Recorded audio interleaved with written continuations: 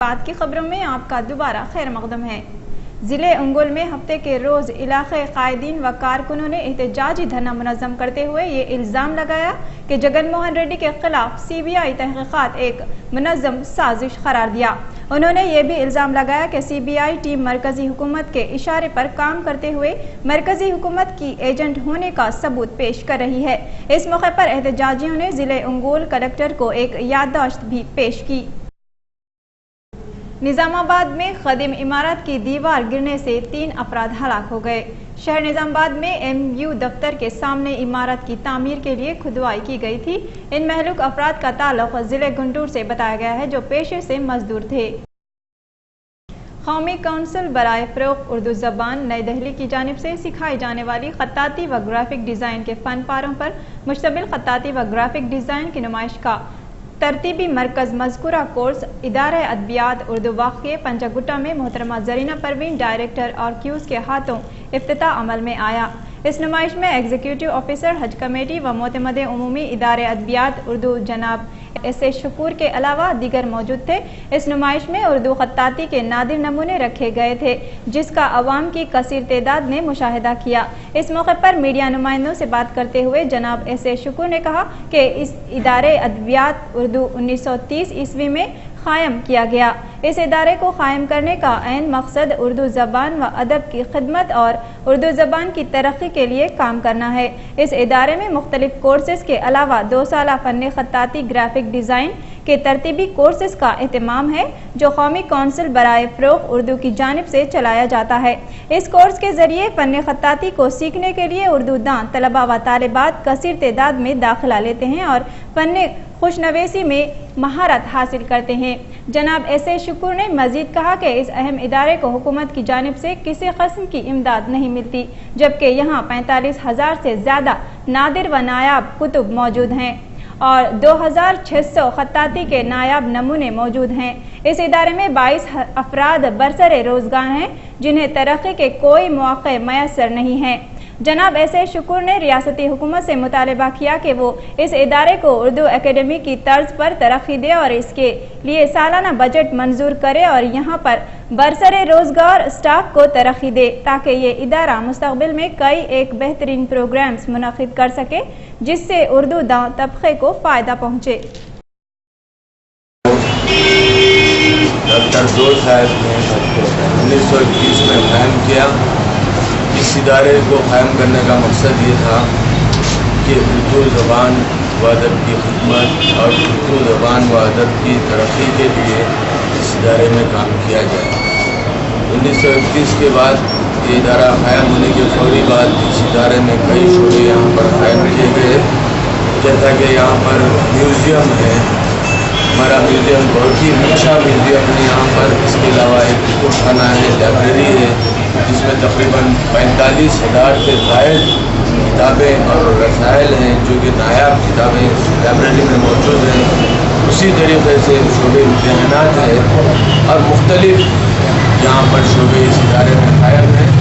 اور 1941 میں ڈاکٹر زور صاحب نے خطاطی، خاص طور پر شعبے خطاطی کے فن کو پروان چڑھانے کے لیے یہاں پر ایک شعبہ قائم کیا گیا، جو مسلسل 1941 سے یہ شعبہ فن خطاطی کے لیے کام کرتا ہوا آ رہا ہے، جس کے بعد NCPL نے اس شعبے کو ریکگنائز کیا۔ عزیز باغ ٹولی چوکی میں شارٹ سرکٹ کے باعث ایک مکان جل کر خاکستر ہو گیا۔ تفصیلات کے مطابق عزیز باغ کی ساکن حق النساء بیگم ہفتے کی صبح اپنے بچے کو اسکول چھوڑنے کے لیے گئیں۔ اسی دوران برقی مسدود ہونے پر انہوں نے کپڑوں کو استری کرنے کے بعد استری وہیں رکھ چھوڑی۔ برقی روح دوڑنے کے بعد استری گرم ہو کر آگ بھڑک اٹھی اور گھر کا سامان جل گیا۔ اطلاع ملنے پر لنگر ہاؤس فائر اسٹیشن عملے نے پہنچ کر آگ بجھائی۔ گولکنڈہ پولیس نے ایک مقدمہ درج کر لیا اور بتایا کہ تقریباً 3.5 تا 4 لاکھ روپیوں کا نقصان ہوا ہے۔ پرانا شہر حیدرآباد میں پولیس وائن شاپ مالکین اور راؤڈی شیٹرز کا مثلث عوام کا جینا دوبھر کر دیا ہے۔ ان تینوں کے گٹھ جوڑ سے محنت کش طبقہ بے حد پریشان ہے۔ چنتل مٹ سلیمان نگر میں فائنانس کا دھندا زوروں پر ہے۔ فائنانسرز عوام کو 1000 روپے ادھار دے کر سینکڑوں گنا زائد رقم وصول کر رہے ہیں۔ फाइनेंसर से रकम हासिल करने वाला एक 23 साला नौजवान आदिल वाइन शॉप पर खड़ा था कि फाइनेंसर ने वहां आकर रकम का मुतालबा किया। फाइनेंसर और वाइन शॉप मालिक ने बहस व तकरार के बाद आदिल को ज़ुदकोब किया। पुलिस ने केस बुक करने के बजाय फाइनेंसर और वाइन शॉप मालिक की तरफदारी की। पुलिस ने मामले को रफा दफा करने का मशवरा दिया। सवाल ये पैदा होता है कि पुलिस मजलूम शहरियों की मदद करने के बजाय राउडी शीटर्स का साथ क्यों दे रही है। चिंतलमेट इलाके में ड्रेनेज का गंदा पानी गलियों में बह रहा है, जिससे मासूम बच्चों और मुसल्लियों को परेशानी हो रही है। वाटर सप्लाई और सीवरेज बोर्ड ने शिकायत के बावजूद कोई एक्शन नहीं लिया। ड्रेनेज ओवरफ्लो होने के बायस गंदगी फैल रही है और अवाम बीमारियों के शिकार हो रहे हैं। अवाम ने अपने बल्दी मसाइल के सिलसिले में मुतल्लका MLA से प्रकाश गौड़ को तवज्जो दिलाई, लेकिन कोई नतीजा नहीं निकला। अवाम इस सिलसिले में बरहम है, लेकिन तवक्को करते हैं कि मुतल्लका MLA हरकत में आकर अवामी मसाइल को हल करेंगे।